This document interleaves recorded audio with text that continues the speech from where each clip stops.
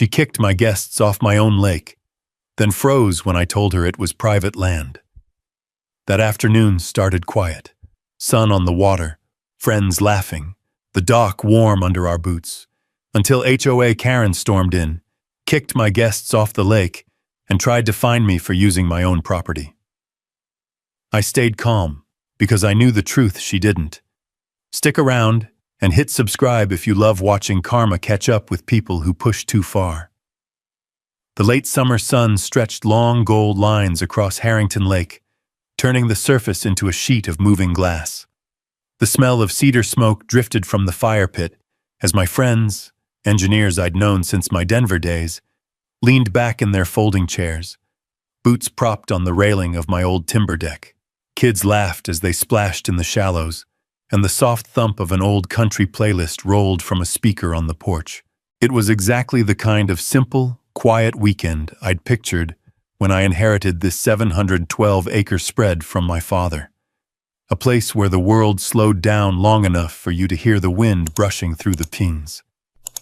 I was flipping burgers on the grill, listening to the low hum of conversation, when I heard the sharp buzz of an approaching pontoon motor. Too fast, too loud, cutting across the lake like it owned the place. I turned just in time to see a white and blue pontoon boat swing tight around my dock, spraying water on the rocks. Standing at the helm was Linda Marwood, every inch of her posture rigid, chin high like she was arriving to deliver a royal decree. HOA President, Community Standards Director. Professional day ruiner. She wore a bright pink windbreaker zipped to her throat, visor pulled down low, and sunglasses that reflected the entire lake like she was the sheriff of the water. The motor cut abruptly, leaving an oily silence behind it. Then came her voice, sharp enough to slice through the laughter. "Everyone off the dock! This lake is under community management. Unauthorized gatherings are not allowed." Conversation died instantly.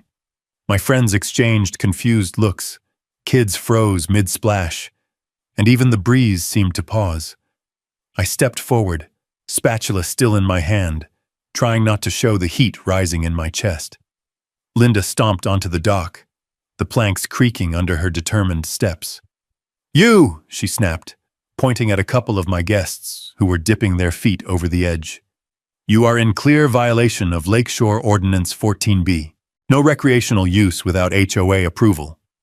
They looked at me embarrassed, gathering their things quickly, as if they'd been caught stealing something. My friend Mike whispered, "Dude, is this lady serious?"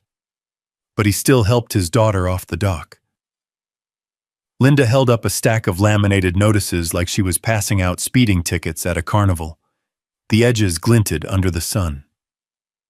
"These are your official warnings," she said, slapping them against one of the dock posts. "This property must comply with community rules, no exceptions." I stared at her, stunned. She acted like she'd been patrolling this lake for 50 years, as if she had any right to tell anyone where they could sit, walk, fish, or breathe.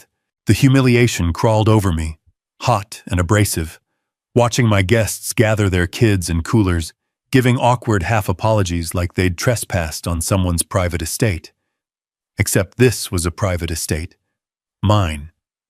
But I didn't say a word. Not yet. Linda turned toward me, her lips curling into a smirk that didn't match the forced politeness in her tone. "Mr. Harrington, you really should familiarize yourself with the community regulations.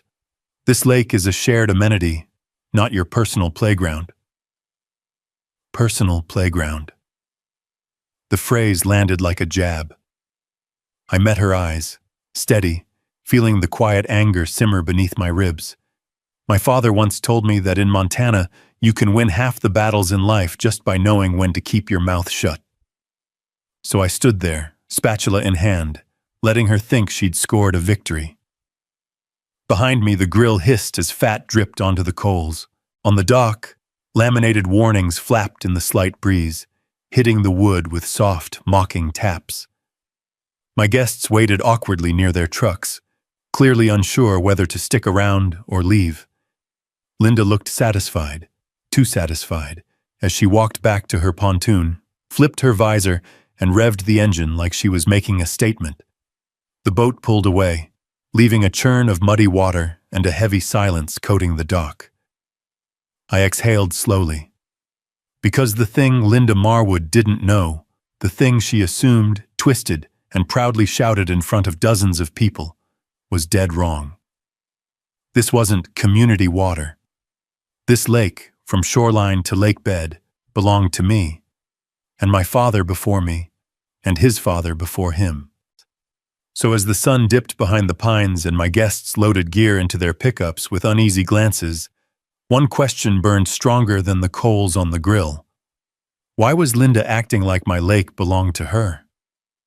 The last of the trucks rolled down my gravel drive, kicking up a thin trail of dust that hung in the cooling evening air. I stood by the grill long after the coals died, staring out at the lake as it shifted from copper to deep blue. The laminated warnings Linda had slapped onto my dock clattered softly in the breeze. Plastic on old wood, an irritating little heartbeat that refused to let my mind settle. The question gnawed at me. Why was she suddenly claiming authority over land that had never belonged to anyone but the Harrington family? Morning came with the kind of cold Montana air that wakes you before you're ready. The sky was cloudless, pale, still carrying the faint orange of dawn. I stepped outside with a cup of black coffee, expecting quiet, maybe a deer along the tree line. Instead, I saw bright white papers fluttering on my front gate like frostbitten flags. My stomach tightened before I even reached them. 5 violation notices, laminated just like the ones she'd nailed to my dock. Unauthorized lake usage. Non-compliant gatherings. Failure to report guests. Potential fines. $250 or $600 each. All under HOA ordinance. The only problem? There was no HOA. Not one that governed me anyway. Harrington Lake had always been classified as private property, miles outside the pockets of subdivisions where HOAs make sense. The nearest neighborhood, even then just a handful of cabins, sat half a mile away behind a ridge, on land owned by families who'd lived here for generations. None of them, not one, had ever mentioned an association. I tore one of the notices from the gate and rubbed my thumb across the laminated surface. It wasn't cheap paper. Linda had spent money printing these. The bold blue crest in the corner wasn't familiar. Lakewood Bluffs Community Association, it claimed, a place that didn't show up on any map or county record. "What are you doing on my gate this time?" I muttered under my breath. A diesel engine rumbled from the road. Old Eli Pruitt's red Chevy slowed to a crawl before turning into my driveway. He leaned out the window, face creased with concern, straw hat tilted back. "Son, you seein' what we're seein' down the ridge?" he called, shutting off the engine and stepping out. "Linda's been passing out papers like she's running the county." I handed him the notice. He squinted, then snorted so hard it echoed off the trees. "Lakewood Bluffs? That ain't even a real thing. Ain't never been one. Your daddy would roll over in his grave if he saw this." "She kicked my guests off the lake yesterday," I said quietly. "Acted like she owned the whole shoreline." Eli shook his head slowly. "That woman's been strutting around like she runs the valley ever since some investor bought that big cabin on the north end. Folks say she's collecting lake fees. $200 a family this year. Claims it's for lake upkeep." My jaw tightened. "Upkeep of my lake?" Eli's eyes softened with sympathy. "People are scared to question her. She talks fast, holds papers nobody understands, makes them think it's all official." Official, legal, untouchable.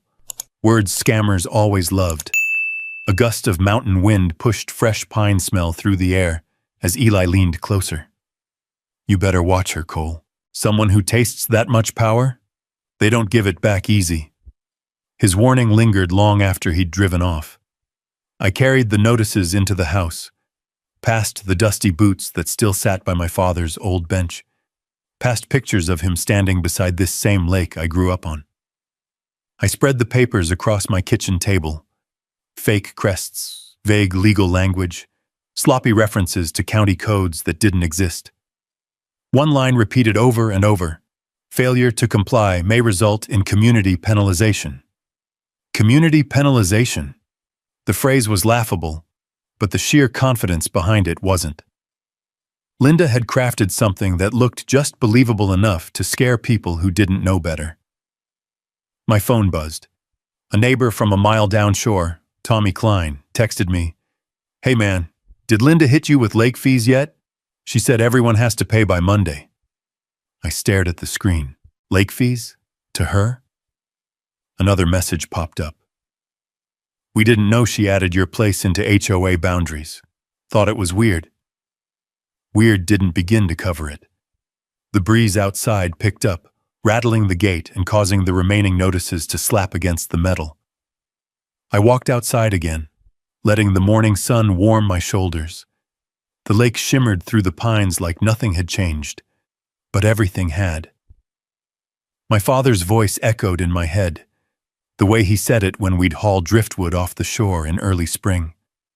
"Son, the land tells the truth, even when people don't."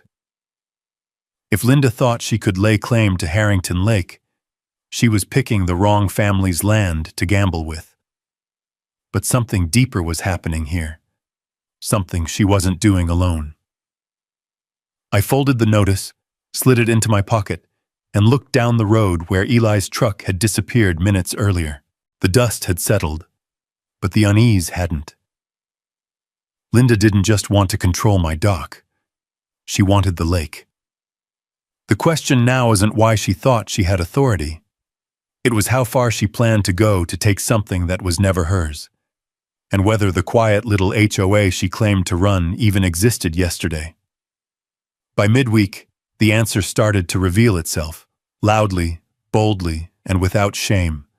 The wind rolled off the lake in long, cold breaths that morning, carrying with it the scent of wet soil and pine needles. I stepped onto the porch with a steaming mug of coffee, hoping for silence. Instead, I heard voices drifting from the shoreline, low, hurried, and unfamiliar. I followed the sound through the trees, boots sinking into damp earth. When I broke past the brush, I froze. A tall man in a navy vest stood near my south property marker, jotting notes on a clipboard. Silver hair, polished boots. He was the kind of man who looked more at home in a boardroom than out here among the cottonwoods. Beside him, 3 orange survey flags fluttered in the breeze, planted in a neat row along my shoreline. Grant Lively. I'd seen his face in whispers around town. Real estate developer, consultant, buyer of underused Montana property. Seeing him here on my land stirred something sharp and cold in my chest. "What exactly are you doing out here?" I called out. He didn't jump, didn't even turn fast, just glanced over his shoulder, offering a businessman's smile, courteous on the surface, calculating underneath. "Morning," he said, tipping his chin. "Just preliminary shoreline assessments, HOA business." "HOA business on private land?" I stepped closer. "You get permission from someone to be here?" He tapped his clipboard casually. "We've been informed your section of shoreline is part of the Lakewood Bluffs Community Shared Use Area. Expansion plans, marina access, public safety improvements." "That's not true," I cut in. "None of that is true." Grant's smile tightened. For a moment, the breeze held still, like the lake itself waited for his answer. "Well," he said finally, "these things tend to go smoother when the property owner cooperates. You don't want to be seen as a barrier to progress." Progress. There it was. The word developers loved packing with false promises. Before I could respond, a second voice crackled from somewhere to my right. "Cole!" I turned to see Linda marching through the trees, clipboard in hand, that same laminated stack tucked under her arm. Her pink windbreaker reflected the morning light like a rescue flare. "You can't just confront contractors like this," she scolded. "This is community work. We're documenting shoreline conditions for the upcoming improvement proposal. On land you don't own, I said, my voice firmer than before. She waved off the comment with a dramatic flick of her wrist. Ownership is more complex than you think. Your father understood community cooperation. The mention of my father tightened a knot behind my ribs. You didn't know my father. Linda ignored me. Grant, continue your assessments, please. Mr. Harrington will receive the formal notice this evening. Grant gave one more thin smile, then motioned to a worker behind him, a man I hadn't noticed, who began planting additional survey flags along the water's edge, each one puncturing the wet soil like an intruder's footprint. I felt heat rising beneath my collar, not just anger, but something heavier, violated, exposed. My shoreline, the same stretch where my father taught me to skip stones, now staked out by strangers with fabricated authority. Linda stepped closer until I could smell the sharp tang of her perfume. You're part of this community now, she said, lowering her voice. It's best to fall in line before misunderstandings turn into real problems. Real problems, a threat wrapped in a neighborly tone. She turned on her heel and followed Grant back toward the North Trail, leaving the flags swaying like little orange warnings in the wind. I stood alone by the water, listening to the soft lap of waves against the dock. Overhead, a hawk glided in slow circles, as if inspecting the unfolding mess below. By noon, the pressure campaign had fully ignited. 3 neighbors texted me asking why I was refusing to allow safety improvements. 2 more asked when I planned to pay the delayed lake maintenance fees. One elderly couple apologized, saying they hoped the community dispute wouldn't hurt resale value. Rumors spread faster than wildfire in a dry Montana August. I drove into town for groceries that afternoon, only to overhear Linda's voice at the general store. Loud, confident, dripping with misinformation. He's planning to fence the entire lakefront, she told a small cluster of locals. It's sad. His poor father worked so hard to make this a shared community space. People nodded. Some frowned. One woman gasped like she'd just heard the news of a natural disaster. My hands curled into fists around the grocery basket, knuckles whitening, but I forced myself to stay quiet. No scene, no shouting match.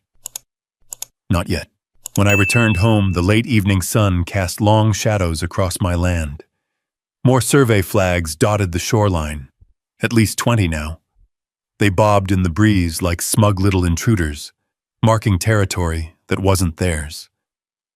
The lake reflected streaks of orange and violet as daylight faded. Somewhere across the water, a dog barked. The world looked peaceful, but nothing felt peaceful anymore. As I walked back toward the house, Eli stepped out from between the trees, his expression carved with worry. She's stirring folks up good, he said. Told the Henderson boys you were planning to close swim access forever. Said you're some outsider engineer trying to turn the lake into a private resort. I exhaled slowly, the weight settling deeper. It's my land, Eli. She knows it, but she's banking on people not knowing their rights. She's got help, he warned, and folks listening who shouldn't be. Behind us, the lake rippled under a sudden gust, tiny waves breaking against the dock like a quiet, urgent message. Linda wasn't testing boundaries anymore. She was drawing lines in the dirt, lines that weren't hers to draw. And if she thought this pressure would scare me into folding, she'd misjudged the Harrington family by a long, long mile. But knowing you're right and proving it are 2 very different things. That truth settled over me the next morning as a thin fog drifted across Harrington Lake, softening the edges of the water until it blended into the sky. The house felt too quiet, without the noise of guests, too still for the storm I knew was brewing. I poured black coffee into a chipped mug my father used to drink from every dawn of calving season. The handle was warm between my fingers, grounding me in a way I hadn't realized I needed. If I wanted to stop Linda, I needed more than instinct. I needed proof, real proof, the kind that held up in front of sheriffs, judges, and every rumor-hungry neighbor in the valley. And there was only one place to look for that. My father's study. The door creaked when I pushed it open, letting out a faint scent of cedar, pipe tobacco, and dust. His smells, trapped in the wood grain, like memories that refused to leave. Afternoon light filtered through the window, catching flakes of dust in the air that hovered the way snow hangs before it falls. His desk sat exactly as he'd left it, a neatly arranged stack of field journals, a brass lamp, a hunting knife that was more tool than decoration. A photo of me at age 9 stood in a carved frame, me holding a catfish almost bigger than my torso, grinning like I'd caught the moon. Just seeing it tightened something behind my ribs. I knelt by the bottom drawer, the one he kept locked, always. As a kid, I used to imagine it held treasure maps or gold bars. Turned out, it held something more valuable. I pulled the drawer. It didn't budge. Then I saw it. A small brass key taped beneath the lip of the desk, so old the tape had yellowed.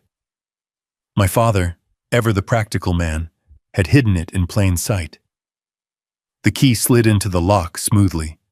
The drawer opened with a soft groan. Inside rested a cedar lockbox, edges worn, the top etched with the initials J.H. for John Harrington. My breath hitched slightly as I lifted it into the afternoon light. It smelled of old wood and memories too deep to fully name. The combination lock on the latch had faint scratches around the dial. I tried my father's birthday. Wrong. My parents' anniversary. Wrong again. Then I thought about something he used to say. Everything on this land ties back to family. My birthday. The latch clicked open on the first try. Inside, stacked in careful layers, were legal documents, survey maps, and deed papers wrapped in protective sleeves. I lifted the top packet gently. The title read, Harrington Lake, Water Stewardship. Grant, 1978.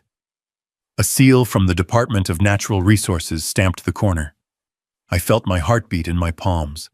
Below that were maps, hand-drawn surveys dating back decades, showing the lake's boundaries in detail. One map showed something Linda had never considered. The lakebed, shoreline, and surrounding watershed were entirely within Harrington property lines. The entire lake, not shared, not community, not subject to any HOA's whims. Mine. My father's bold signature sprawled on each page like he was standing beside me saying, "Use this when someone tries something stupid." A thick folder labeled County Records sat at the bottom of the box. Inside were certified copies of deeds, water rights filings, and letters acknowledging my father, and now me, as the legal steward of the lake's ecosystem. For a moment, all I could hear was the faint ticking of the old clock on the wall, the house holding its breath around me. These weren't just documents. They were armor. I needed someone who could wield them. Autumn Reeves. She wasn't just any attorney. She was a property and water rights specialist up in Helena. My father trusted her with ranch paperwork years ago, and she'd sent a sympathy card after he passed. I called her office, half expecting the line to go to voicemail. Instead, her calm voice came through instantly. "Cole? Haven't heard from you in a while. Everything all right?" I explained everything. Linda, the fake HOA, the violation notices, the survey flags, the developer lurking in the brush. She didn't interrupt once. When I finished, she exhaled slowly, and I could hear her rummaging through papers on her end. "Cole," she said, voice turning sharp with professional focus. "What you're describing isn't just overreach. It's potentially fraudulent. Do you have documentation of ownership?" "I've got everything. Water grants, maps, surveys, everything my father left." "Good," she replied. "Don't confront them. Not yet. Let them think they're in control. File nothing. Sign nothing. And do not, under any circumstances, remove those survey flags. You touch them, they'll claim obstruction. Let me drive out tomorrow. Tomorrow works. And Cole? Yeah? If your father filed what I think he did, you're standing on the strongest legal ground a landowner could ask for. After hanging up, I stayed in the study, surrounded by papers that felt heavier than their weight. Outside, wind brushed through the pines, tapping a loose shutter against the side of the house. The lake shimmered in the fading light, calm and glass-like, an old friend waiting quietly. But the quiet didn't last. Just before sundown, as the sky turned the color of a dying ember, I heard something thump against my front porch. When I opened the door, a thick envelope lay there. No stamp, no name, no return address. The outside read only, "Mandatory Community Notice." I opened it. Inside was a 3-page letter from Linda's HOA, ordering me to attend a community resource hearing the following week. Failure to attend would result in assessment penalties. The audacity almost made me laugh. Good. Let them host their little hearing. Let them gather everyone into a room. Let them talk big. Because when the time came to lay down the truth, I'd make sure everyone saw exactly how deep Linda's deception ran. But that moment wasn't now. Now, the storm was still building, and the next move for once wasn't mine. It was Autumn's. A shift in the wind rustled the pines as I folded the stewardship grant back into its sleeve. The lake outside looked darker now, the surface reflecting streaks of dying light. The kind of stillness that settles right before a cold front hits. A dangerous calm. A necessary calm, because now I knew something Linda absolutely didn't. There's nothing more powerful than the truth, especially when it's carved into maps, sealed by the state, and buried in a lockbox built by a Harrington. The next day arrived quiet as snowfall, even though the air held that late summer heaviness that seemed to press against the mountains. The lake lay still under a sheet of silver morning mist. Not a ripple, not a breath of wind, not a hint of the chaos brewing beneath its calm surface. The silence wasn't peaceful. It felt like the land itself was holding its breath. Autumn Reeves texted me just after 7. On my way. ETA, 10:10. Do not engage anyone. I smiled at that last part. She knew me too well. I walked the perimeter of the house, coffee in hand, careful to avoid the shoreline where the orange survey flags still stood like intruders. They irritated me every time a breeze made them twitch. Yet, as Autumn reminded me, touching them would give Linda ammunition she desperately wanted. Let her think she was winning. Let them dig deeper. Sometimes the best counterpunch comes from standing still. Around 9, I heard the crunch of gravel under tires. Slow, heavy, someone driving with purpose. I stepped onto the porch as the county sheriff's Ford Explorer rounded the bend, dust rising in its wake like a thin veil. Deputy Luke Branson stepped out, tall, solid, with the kind of patience carved into his face that comes only from years of dealing with ranch disputes, drunken hunters, and the occasional winter cabin feud. His hat was tilted low, shadowing his steady eyes. "Morning, Cole," he said, nodding. "Morning, Luke." I leaned on the porch post. "Didn't expect you." "Well," he said, thumb hooking into his belt, "I'm hearing noise from down the ridge. Folks say you're causing trouble with the community association. Figured I'd stop by before rumors get louder than they already are." I couldn't help a dry laugh. "I haven't done a thing." "That's usually when the most noise happens," he said. He followed my gaze to the shoreline. His eyes narrowed slightly. "Survey flags?" "Unauthorized," I said. "They showed up yesterday." Luke studied them quietly, jaw tightening. "I didn't sign off on any development permits. Haven't seen a request from my office or the county. Linda says it's HOA business." He snorted. A real, honest snort. There's no HOA down here, at least none recognized by the county. I held up the laminated violation notice. Tell her that. Luke adjusted his hat. I'm not taking sides yet, but I don't like people poking around land they don't own. He stepped back and looked at me the way a pach looks at a deck of cards he doesn't trust. Be careful, Cole. Folks like Linda, when they get desperate, they start making big moves. I nodded. Thanks for the warning. He turned to leave but paused. You planning on going to that community hearing next Thursday? I am? Good, he said. I'll be there too. When he drove away, the dust behind his SUV lingered longer than usual, like even the road was uneasy. The house fell silent again. The wooden steps creaked under my boots as I walked back inside. I kept checking the clock, waiting for autumn. Each second stretched thin. The stillness grew heavier. When her Subaru finally pulled in, I felt an odd wave of relief. She stepped out, black blazer over jeans, hair tied back, carrying a leather briefcase that looked like it held enough legal muscle to flatten a city hall. She didn't waste time. Show me everything, she said the instant she reached the porch. Inside, I spread the maps, deeds, and stewardship grant across the dining table. She moved between them with practiced precision, tapping her pen lightly against her teeth, humming to herself when she found something useful. The house smelled faintly of old pine and dust as she read through decades of Harrington paperwork. After 20 minutes, she looked up at me, eyes glinting. Cole, this isn't just ownership. This is airtight. Your father didn't leave you a lake. He left you a fortress. I exhaled. But, she continued, we say nothing yet. Why not? I asked. Because she's building a narrative. Let her keep going. Every false claim she makes, every fake violation notice, every step onto your land, that's evidence. And at the hearing, she won't be ready for the truth. I rubbed a hand across the back of my neck. Feels wrong doing nothing. She smiled. It's not nothing. It's strategy.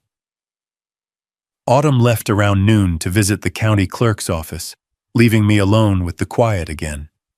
And it was in that quiet that Linda made her next move. At 3 o'clock sharp, a group of neighbors appeared at the end of my driveway. 5 people, all holding printed flyers. One man stepped forward hesitantly. Cole, is it true you're shutting down swimming on the lake? My chest tightened. No, that's not true. But Linda said, I know what Linda said. I kept my voice calm. And it's false.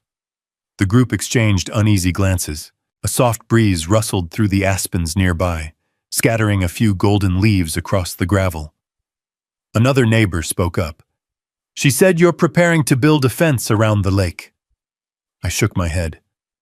I'm not fencing anything. But she's got papers, someone muttered. I almost laughed. So do I.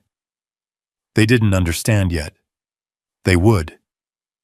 But for now, I watched confusion spread through their faces as they turned back toward the road, carrying their worries with them. And that's when I realized something that chilled me more than any Montana morning. Rumors are easier to spread than truth. As the sun began to set, long shadows stretched over the shoreline. The orange survey flags glowed under the last rays of daylight, mocking me with every flicker. The wind finally picked up at dusk, rippling the lake and breaking the silence at last. I stood on the dock, the boards creaking softly under my weight, the cool water reflecting streaks of red and violet. This was the kind of quiet that didn't soothe. This was the quiet before something breaks, the quiet before war. And I knew the next strike wouldn't be subtle. It would be loud, public, and aimed right at me. I didn't have to wait long. The next morning, the valley woke to the kind of stillness that comes before a cold front. The air too quiet, the lake too flat, the clouds hanging low and heavy like they were listening. I stepped onto the porch with a mug of hot coffee, expecting that rare Montana calm to settle me. Instead, what I saw nearly made me drop the mug. Bright pink ribbons fluttered along my shoreline, dozens of them, strung to new survey stakes driven deep into the earth. They stretched like a jagged scar from the north edge of my property down toward the dock, as if someone had traced a new border overnight. A border that didn't belong. My jaw tightened. This wasn't subtle. This was a declaration. I slipped on my boots and headed toward the lake, gravel crunching under each step. As I pushed through the pines, voices reached my ears, low, hurried, a mix of male and female tones. When I stepped out of the tree line, 3 people were pacing along the flags. One carried a large measuring wheel, another took photos, and the third scribbled notes on a clipboard. And behind them, standing with arms folded like a general watching her troops, Linda Marwood. She spotted me immediately. "Mr. Harrington," she said, smiling like she'd won something. "You're just in time. We're marking preliminary boundaries for the community marina proposal." "On my land," I said, my voice low. "On shared land," she corrected. "According to our newest HOA jurisdiction map, this shoreline falls under Lakewood Bluffs community oversight." I took a careful breath. "There is no Lakewood Bluffs jurisdiction here. None. You're trespassing." Linda waved off the accusation with the back of her hand. "You keep saying that, but the community disagrees." She stepped closer, the wind brushing her hair back from her face. "We've received overwhelming support for expanded lake access. People want improvement, not obstruction." Behind her, one of the workers hammered a stake into the ground, the blow echoing across the quiet water. Each strike felt like a personal insult, a violation disguised as progress. "Stop putting those stakes in," I said firmly. The worker paused, looking uncertain. Linda's voice snapped across the lake like a whip. "Keep going!" He hammered the next one harder. "Linda," I said quietly, "you need to leave, all of you." She tilted her head with an expression that mixed pity and condescension, a look that would make any man clench his fists. "Cole, listen. You're new to this community. You don't understand the expectations here." "I grew up here." She blinked, thrown off for a moment. "Well, expectations change, and the community needs leadership, structure." "Structure doesn't come from lies," I replied. Her smile thinned. "You're making this difficult, and it doesn't have to be. Work with us instead of against us." She lowered her voice. "This marina could be good for you. Property values go up, tourism comes in, you get a cut. Grant thinks—" She stopped herself, but it was enough. "Grant?" I repeated. "So this development is his idea." She stepped back, suddenly remembering she'd said too much. The workers kept hammering, though less confidently now. I walked to the closest stake, looking down at the bright pink ribbon dancing in the breeze. The ground here had the same loose stones I remembered from childhood, the ones my father always cleared before letting me run along the water. Seeing them pierced by metal made something twist deep inside me.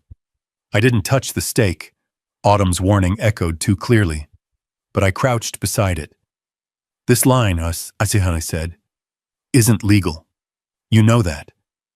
"But it will be," Linda said, "after next Thursday's vote." So that was her plan. Use the fake HOA, stir fear, manipulate neighbors, and then hold a vote to seize control. Manufactured authority, backed by confusion and pressure. "That vote has no legal standing," I said. She shrugged. "The community believes I speak for them, and in this valley, perception is power." I stood up slowly. "You're crossing lines you shouldn't cross." She leaned in until I could smell her perfume, floral and sharp. "Then move, Cole. Get out of the community's way." I stared at her for a long moment. The wind brushed through the pines above us, sending needles raining softly to the forest floor.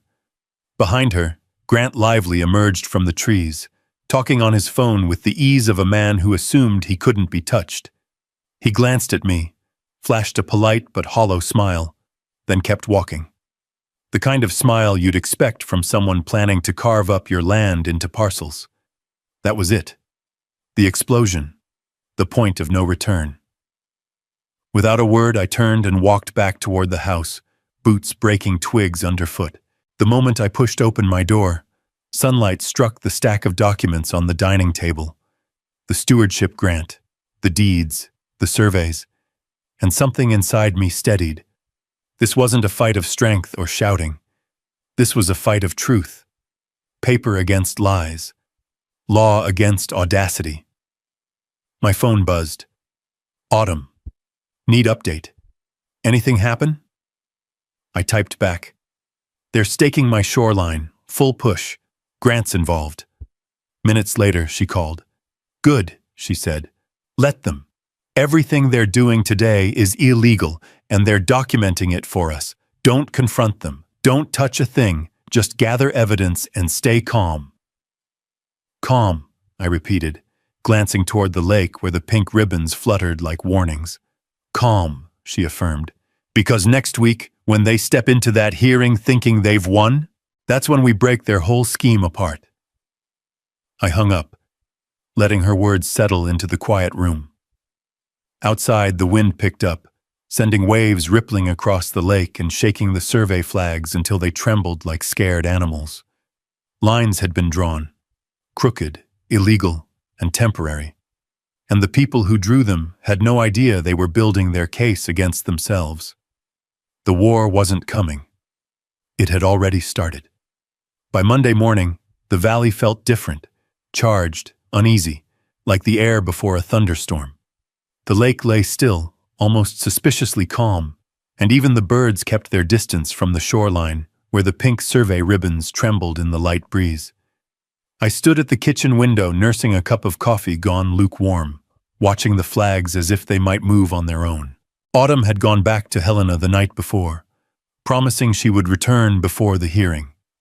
Her parting words echoed in my mind. Let them act. Let them push. Everything they do without authority becomes evidence.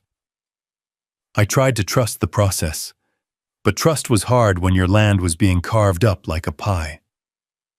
Around mid-morning, I heard the distant crunch of tires on gravel.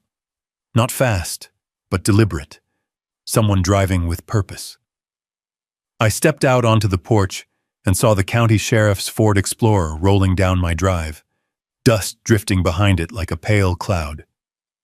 Deputy Luke Branson climbed out, hat pulled low, expression serious enough to ice the lake. "Cole," he called, shutting the door gently.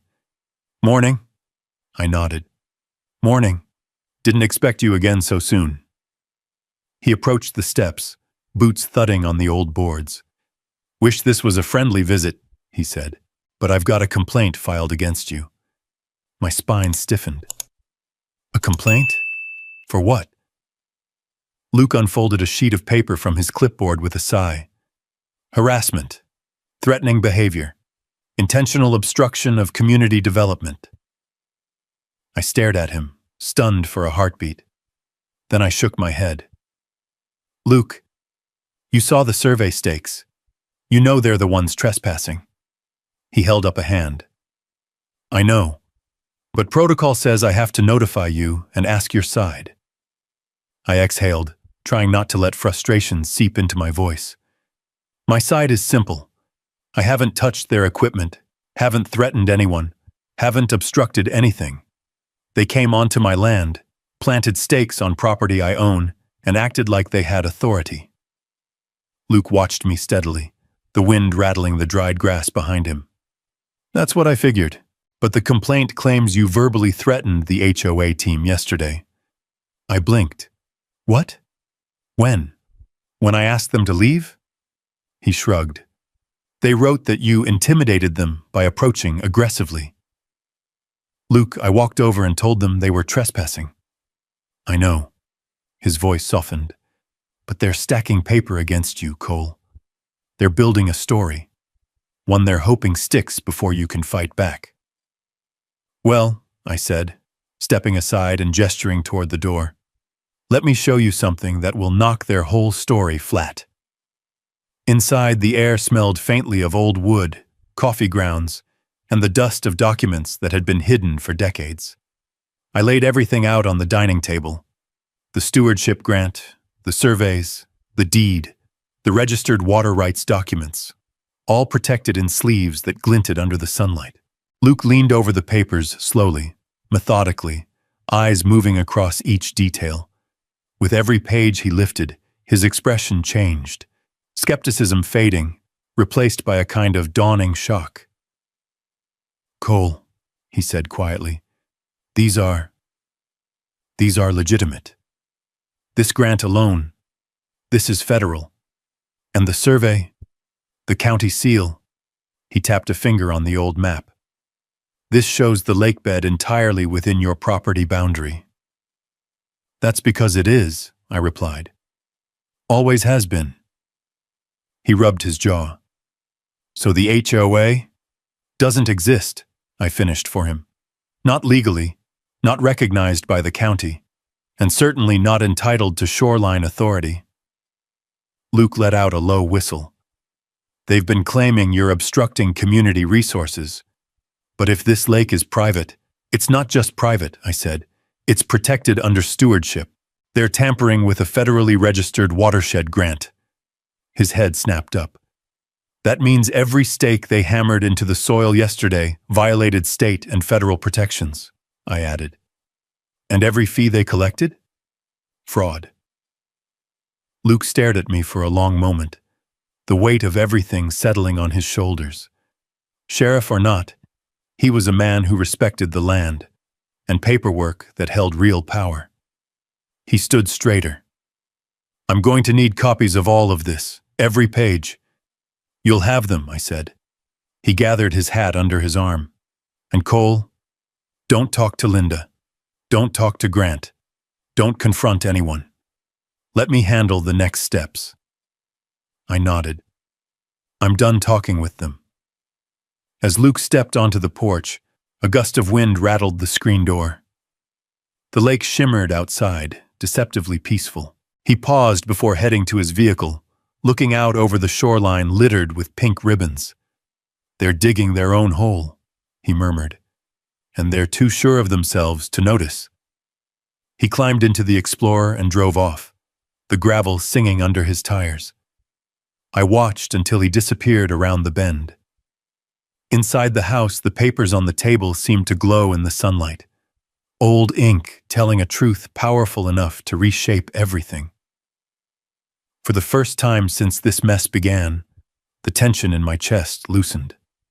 Not fully, but enough. The sheriff now knew the truth. The law was on my side. And soon enough, the people who thought they could take my lake would have to answer for every stake, every lie, every false claim they made. The next battle wouldn't happen on my shoreline. It would happen in a crowded room, with everyone watching, and Linda had no idea what was coming. The evening of the Community Lake Access vote arrived heavier than any storm I'd seen roll out of the Rockies. The sky bruised purple behind the mountains, the air thick, the wind almost nervous, like the whole valley could sense a reckoning approaching.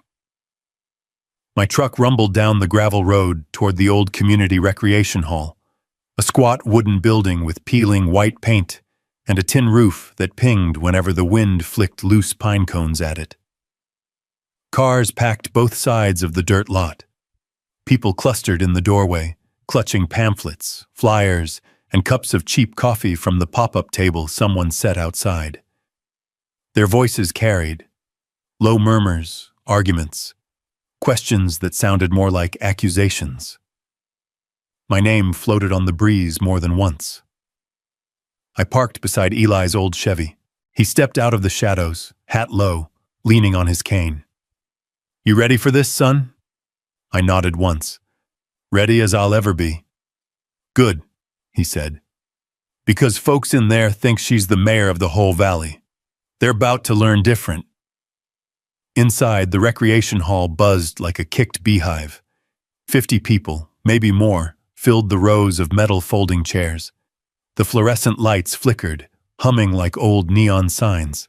The smell of dust, burnt coffee, and floorboard mildew clung to the air. A familiar scent of small-town meetings where no one really wants to be. But everyone comes anyway, because the rumor mill demands it. At the front of the room stood a long folding table draped with a plastic tablecloth patterned with pine trees. Behind it, proudly perched in the center seat like a queen awaiting coronation, sat Linda Marwood. She wore a crisp white blazer this time, hair pulled back, glasses perched on her nose, giving her the self-appointed look of an official. A stack of documents sat in front of her. To her right, Grant Lively adjusted his tie, wearing the smirk of a man who thought he'd bought the future. To her left sat a woman I didn't recognize, jotting notes as if she were recording history. Linda tapped the microphone. The feedback screeched. People winced. "Good evening, community members," she began, smiling as if she hadn't planted illegal survey flags on my property just days ago. "Tonight, we gather to finalize our vote to secure shared lake management rights and approve development improvements that will benefit all residents." Murmurs of agreement rippled through the crowd. She lifted a stack of laminated photos and projected them onto a portable screen. My dock, my shoreline, my guests leaving the lake the day she kicked them off.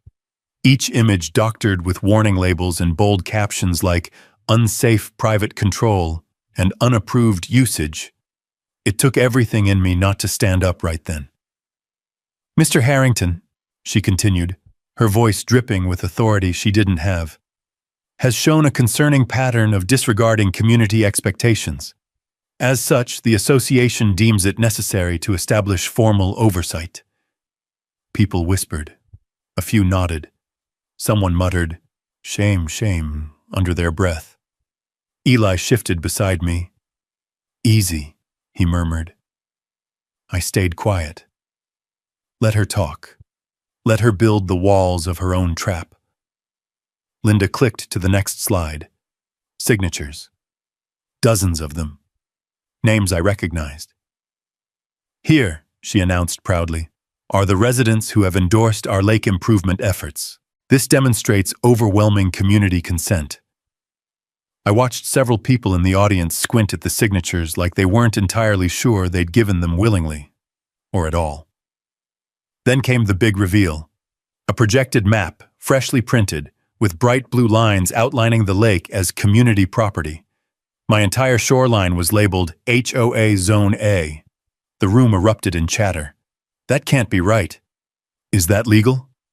Thought Harrington land was private? I heard he refused to let kids swim." Linda raised her hand, silencing them. "Tonight," she said, "we finalize the vote to assume lake management authority for the safety and well-being of all." She sat back, pleased with herself, as if the victory were already sealed. "Any comments before the vote?" she asked, nothing but smugness in her voice. I stood. Chairs scraped. Heads turned.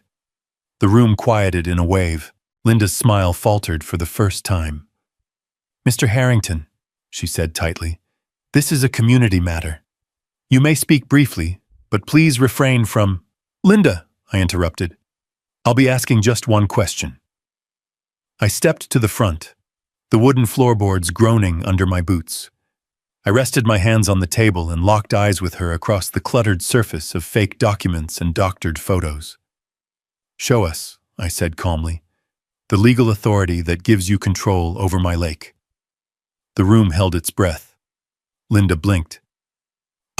Well, the signatures, the community expectations, that's not legal authority," I said. "I'm asking for registered documentation, permits, county filings, anything that proves you own, control, or manage any part of Harrington Lake." Her lips tightened. She rifled through her papers, hands fumbling.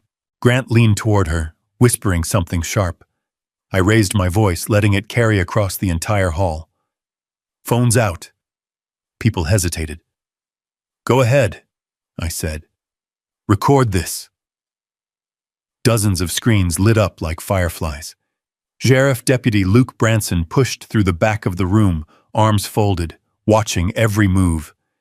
His presence shifted the whole energy. Suddenly people looked uncertain, glancing between him and Linda. Mrs. Marwood, Luke said, stepping forward. I'm going to need you to comply with the question. Please provide any legal documentation you're claiming grants you oversight. Her face flushed. She shuffled papers more frantically, producing nothing but fabricated forms and printed templates, that looked like they came off a cheap website. There must be some mistake, she muttered. No, I said softly. There isn't. People leaned forward. Whispers turned to shock. Someone gasped as another person muttered, She doesn't have anything. Card towers fall faster than they're built. Linda's hands trembled. This is a misunderstanding. Then let's clear it up, I said, pulling a folder from under my arm. I brought the real maps. Gasps erupted as I opened them. Old surveys, stamped deeds, the stewardship grant. But those came next. For now, the only thing the room needed was the truth of her silence. Linda's authority didn't just crack. It shattered, and everyone saw it. For a heartbeat, the recreation hall sat frozen, like the entire room was holding itself upright by sheer disbelief. The fluorescent lights hummed overhead, the heater clicked in the corner, and somewhere near the back, a baby fussed. But no one moved. Not a single person breathed loud enough to disturb the silence Linda had just created with her own lack of evidence. Slowly, deliberately, I set my folder on the table. The sound, just a soft thud, echoed through the wooden hall like a judge's gavel. Linda's eyes widened. Grant's jaw tightened. Deputy Branson's brows lifted just a fraction, and the folks who'd come expecting a vote suddenly leaned in, as if a curtain had just risen on a show they didn't know they'd bought tickets for. I flipped the folder open. Inside lay the documents my father had hidden away for decades, the ones he'd locked in a steel box beneath floorboards I'd stepped over my entire childhood without knowing the truth that lay inches below my boots. I'm going to make this simple, I said, my voice steady, carrying cleanly across the hall. These are the original 1978 federal stewardship records, signed by the state and registered with the Department of Natural Resources. I held up the first paper. Yellowed edges, embossed seal, my father's signature. This grant designates Harrington Lake and its full bed as private land, under continuous stewardship by my family. No HOA, no committee, no neighbor, nobody holds any authority over it. A ripple moved through the room. Not anger, not outrage, recognition. Folks around here knew old documents better than modern ones. They could smell authenticity the way ranchers smell weather. I laid out the color-coded surveys next, lines drawn by county engineers long before half the people in that room moved into the valley. The boundaries unmistakable. My land encircled the lake like a protective arm. And these, I continued, are the surveys proving the shoreline rests entirely within Harrington property lines. I slid the maps forward. Phones hovered. Screens zoomed. People squinted, whispering to each other. Where did you get those? Grant snapped, standing half out of his chair. From my father's lockbox, I answered. Where real authority lives, not in whatever printer you've been using. Laughter broke out, small at first, then growing. Grant's face twisted. Linda looked like her entire worldview had just buckled. But the real shift happened when I placed the final document on the table. The one Autumn Reeves had nearly gasped over the moment she verified it. The notarized letter, stamped and recorded, reading, Sole owner, Cole Harrington, Water Stewardship, Rights, Exclusive Lake Access Authority, Private. I didn't have to raise my voice. The paper did the talking. Sheriff, I said quietly, this is the real law on the lake. Deputy Branson stepped forward, boots heavy on old hardwood. He picked up the top page, scanning it with the trained eye of a man who'd read more bad faith paperwork in his life than he cared to recall. He nodded once, set it back down, and turned to the room. "Folks," he said, "these documents are valid, verified, legally binding." A wave of shock coursed through the hall. "Meaning," he added, voice firm, "Mrs. Marwood has no legal authority to issue rules, fees, or management claims on Harrington Lake." People gasped. A few stood in outrage. Someone near the front muttered, "I knew something smelled off." Linda's voice finally cracked free. This is ridiculous," she snapped. "Community rights, tradition. Everyone knows this lake has always been shared." "Shared," I said, "doesn't mean owned, and it sure as hell doesn't mean you get to collect money for something that isn't yours." Murmurs turned to anger. "Money? You charged us for this?" "I paid her $200 last month." "Where'd the money go, Linda?" She backed up a step. Grant grabbed her arm. "Don't say a word," he hissed. But the hall was no longer theirs. People stood, pointed, questioned. The energy, heated, swirling, undeniable, shifted away from belief and into betrayal. That's when Sheriff Branson addressed them again, his tone calm, but carrying the weight of authority Linda had only pretended to possess. "If," he said evenly, "any resident has paid lake access fees under the assumption this was HOA-managed property, please contact my office. There may be grounds for an investigation into fraudulent collection of funds." The room erupted. Not chaotic, awakening. People pulled out their phones, checked bank statements, whispered angrily at each other. Several stared daggers at Linda. Even Grant took a half step away from her, like distancing himself might save him. Linda shook her head, voice trembling now. "This isn't over, Cole. You think one pile of dusty papers changes anything?" "No," I said softly. "The truth does." Her mouth opened, but nothing came out.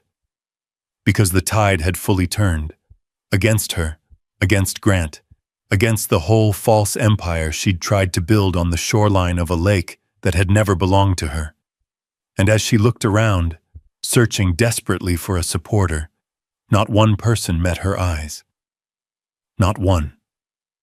The truth had carved its way straight through the lies. And the lake, my lake, had finally spoken for itself. But what came next would hit harder than any paper on that table, because exposing a lie is one thing. Dealing with the people who built it? That was a whole other storm rolling in. The recreation hall slowly emptied after the meeting, boots scuffing across old hardwood, murmurs trailing out into the cold Montana night. Folks left in tight clusters, heads down, whispering, shaking their heads in disbelief. The glass windows, fogged from the heat of the crowd, still hummed with the echo of what had just unfolded. But Linda didn't leave with them. She stood near the far wall, trembling, her laminated HOA president badge hanging crooked around her neck like a broken relic. Grant kept a few feet back, his jaw tight, eyes darting from me to Deputy Branson like he was calculating whether to run or argue. In the quiet after the storm, it was almost worse than the shouting, because silence doesn't hide guilt. It highlights it. "Mrs. Marwood," Branson said, stepping closer, "I need to ask you to come with me to the station. There are questions to answer, and I suggest you bring any real documentation you have." Her chin quivered. This is harassment." "No, ma'am," he said gently but firmly. "This is law." Grant finally let out a breath, short and bitter. "Linda, let's go. Maybe we can straighten this out before it gets messy." "It's already messy," I said calmly. "You made sure of that." His eyes shot fire at me, but the fight was gone. The power had bled out of him the moment the truth hit the table. They were escorted out, not in cuffs, but under the kind of watchful escort that says, You're not in control anymore. The doors shut behind them with a soft thump, and for the first time in weeks, the air felt lighter. The next morning was cold enough that frost painted silver along the fence line. Sunlight broke through the fir trees as I walked down to the shoreline, the wooden planks of the old dock groaning under my boots. The lake lay still, crystal clear, untouched, mine, not by force but by legacy. Eli Pruitt wandered down the hill, hands in his coat pockets, breath steaming in the morning air. He'd been by my dad's side more times than I could count, and seeing him here felt like watching a piece of family walk toward me. "You handled that better than most grown men would," he said. "Hell, better than most judges." "I just showed the truth," I replied. Eli chuckled. "Son, truth's a powerful thing, but only if someone's brave enough to put it on the table." He stepped onto the dock beside me, boards creaking under his weight. "Your dad," he added quietly, "would have been proud." I didn't trust myself to speak. Deputy Branson stopped by around noon with an update. The sun warmed the gravel drive as he leaned against his cruiser, tapping a folder with the back of his fingers. "County's launching a formal inquiry into the fake HOA," he said. "Looks like Linda collected a lot more in lake fees than people realized." My eyebrows rose. "How much are we talking?" "She'll be returning every dime," he said. "Plus, well, there's some talk of charges." He didn't have to elaborate. Fraud was a word that carried its own weight around here. "And Grant?" I asked. Branson's jaw flexed. "Development permit's dead. Submitted with falsified information. County shut it down before noon. Man won't be cutting so much as a twig on your land." Relief washed through me. Not triumphant, just right. Justice isn't loud. Sometimes it's a steady wind crossing the water. 2 days later, I did something no one expected. I invited the entire community back to the lake. No politics, no accusations, no HOA. Just a lakeside afternoon. Burgers, kids running barefoot, fishing poles nodding at the water's edge. Old folks leaned against the railing, watching the sunlight dance across the surface like it had for decades before newcomers brought rules where they didn't belong. A few who'd supported Linda avoided my eyes at first, but eventually, one by one, they approached. "I'm sorry. We didn't know." She made it sound so official. I should have asked more questions. I told them the same thing each time. "It's over. Enjoy the lake." And I meant it. Because guarding something isn't the same as fencing it off. My father knew that better than anyone. As the sun dipped behind the ridge, turning the lake into a molten streak of gold, kids splashed in the shallows while neighbors laughed around a fire pit. Smoke drifted upward, carrying the smell of pine and cedar. Autumn Reeves sat beside me on a log, hands wrapped around a coffee cup. "You understand what you did today?" she asked. "Hosted a barbecue?" I said. "Rebuilt trust," she corrected. "That's harder than beating any HOA." She wasn't wrong. A little later, Eli walked over again, rocking back on his heels as he looked out over the water. "You fought with truth, not fists," he said. "Your dad always said that's the only way a Harrington wins a fight that matters." The lake shimmered in agreement. The valley breathed easy, and I realized something. The lake didn't just belong to me. I belonged to it. Its stewardship, its history, its promises.